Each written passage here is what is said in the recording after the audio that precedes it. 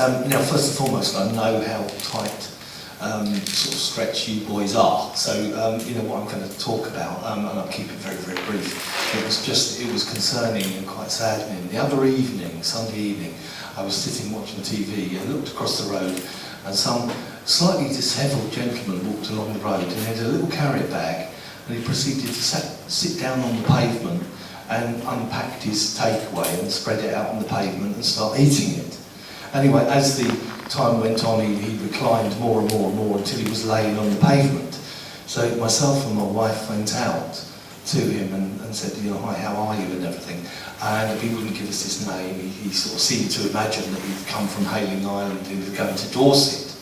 But he was very, very dishevelled. His head was all hot, sort of blood blisters from, you know, sunburn and stuff like that. And we were actually really concerned. We offered to bring him home, but he didn't have a home.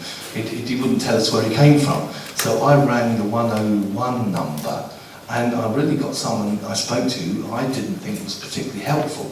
Now, I didn't know whether it was perhaps incumbent on perhaps someone from the police or someone from the NHS or someone, just to come and have a word with this gentleman, just to see who he was, how he was. And he was clearly, dare I say it, I think he probably had mental health problems. He wasn't violent, wasn't horrible, very well-spoken gentleman, but we were concerned about him.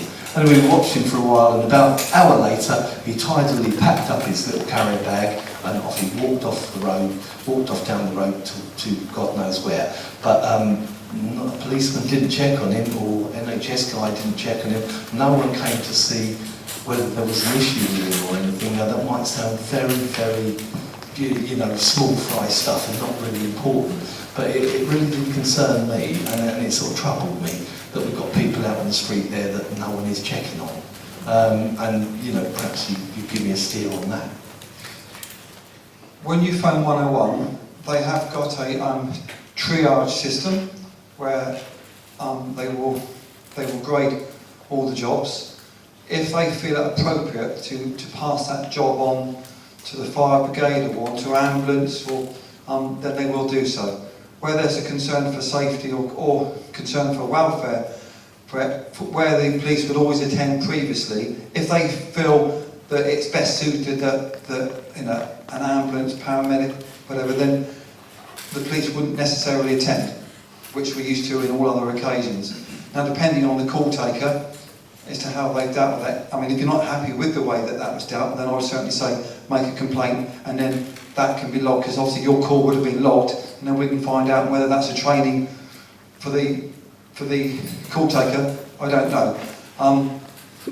We wouldn't be called to that unless the call taker put it through to the control room, and then the control room deployed us. And quite often we get called to someone that's obviously in the street or somewhere which we need to make sure and check their welfare.